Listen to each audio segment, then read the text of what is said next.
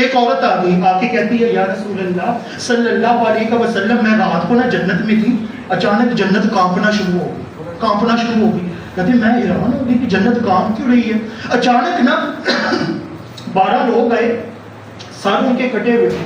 رب ذوالجلال کی طرف سے آرڈر ہوا ملائکہ ان کو نہ جا کے نہ ایک نہر ہے اس کے اندر ڈبو دو.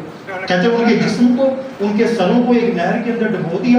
کہتے اب ان کو نکالو. کہتے جب نکالے نا تو ان کے جسم سارے 14ویں کے چاند سے بھی زیادہ روشن ہو گئے، چمکنا شروع ہو گئے. کہتے ان کو پھر تختوں کے اوپر بٹھا کے ان کو میٹھے میٹھے مشروبات پلائے جا رہے ہیں.